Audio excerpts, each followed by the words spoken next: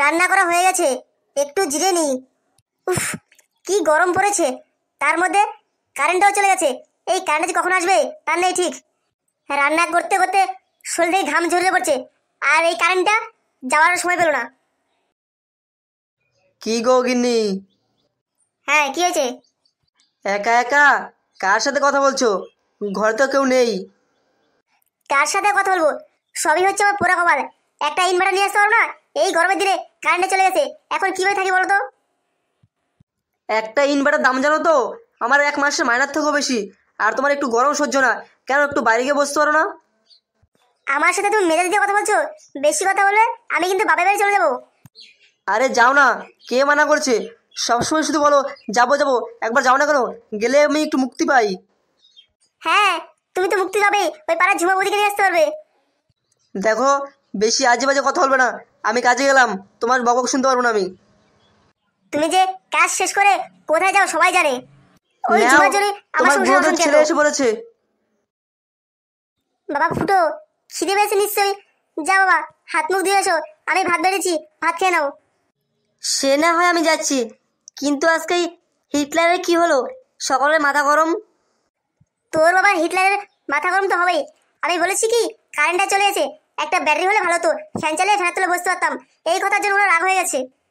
ওই হিটলার একবার টাকা খরচ, একটা ছেঁড়া জামা 2 বছর ধরে পড়ছে, একটা জামাও কিনে না। সবই হচ্ছে তোর বাবা হিটলারের জন্য। টাকা তো কম রোজগার কর না, কিন্তু কোনো টাকাই খরচ কর না। একটা চাকরি করছে 4 বছর ধরে, বেতের উপরে চিত্র চিত্র হয়েছে, তবুও পাল্টাবে না। কি রান্না করছো মা? ভালো জিনিস রান্না করছি, মাংস। আচ্ছা বাবা, তোর ব্যবসা কেরম চলছে? ঝালমুড়ি ব্যবসা?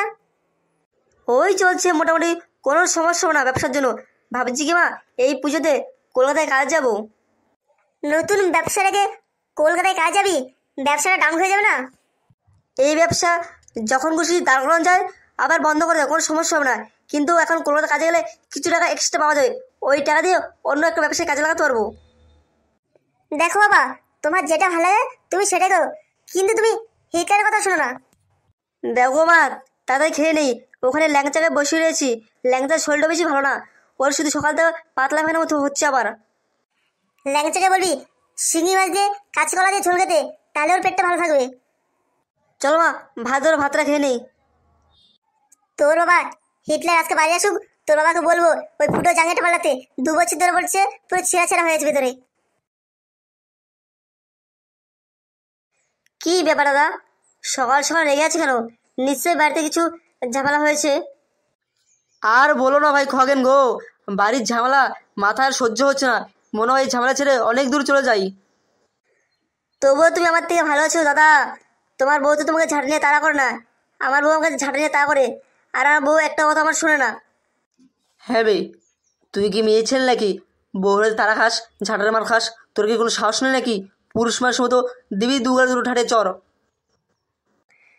আর বল না গো দাদা, রান্না বান্না করতে হয়, তারপর থালা বাসন না মাজলে কি মারটাই না মারে।